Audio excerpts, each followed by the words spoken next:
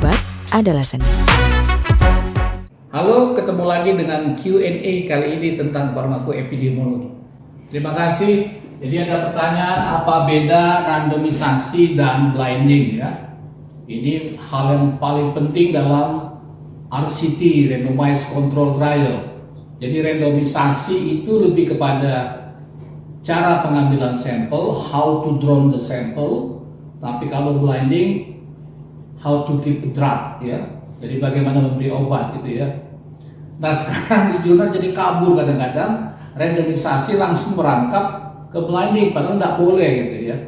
Itu yang tolong diingat dulu yang pertama. Jadi randomisasi ada beberapa ya, simple randomisasi, systematic randomisasi, block randomisasi, stratifikasi randomisasi ya. Yang terakhir adalah cluster randomisasi gitu ya.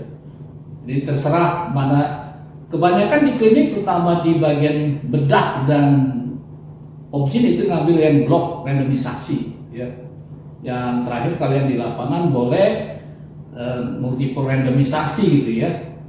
Nah kalau blinding cara pemberian obat, jadi ada 4, no blind itu dalam arti pasien dan peneliti tidak tahu obat yang diberikan. Yang kedua adalah single blind, peneliti tahu tapi pasien tidak tahu atau penderita tidak tahu obat yang diberikan.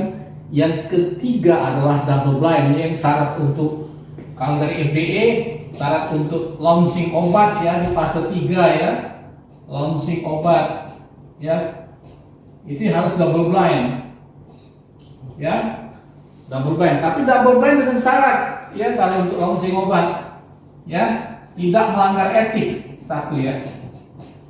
Yang tidak melanggar etik itu misalnya penyakit-penyakit yang mengancam kehidupan, life threatening disease, misalnya penderita koma tidak boleh diberi placebo, ya tidak boleh pakai nanti placebo gitu ya, untuk double blind ya. Yang terakhir adalah triple blind, termasuk penganalisa tidak tahu obat yang diberikan ya. Nah double blind itu tidak diketahui, tidak tahunya dua-duanya peneliti dan responden ya, tidak tahu obat yang diberikan. Itu dengan cara adalah kalau 2 obat pembandingnya itu ada 2 ya, kontrol positif dan kontrol negatif. Tapi kalau untuk launching obat itu biasanya dengan placebo kontrol negatif ini ya.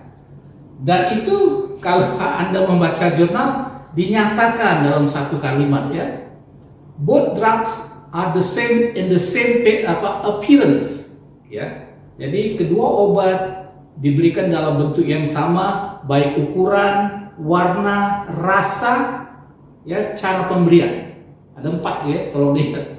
Itu baru menyatakan double blind.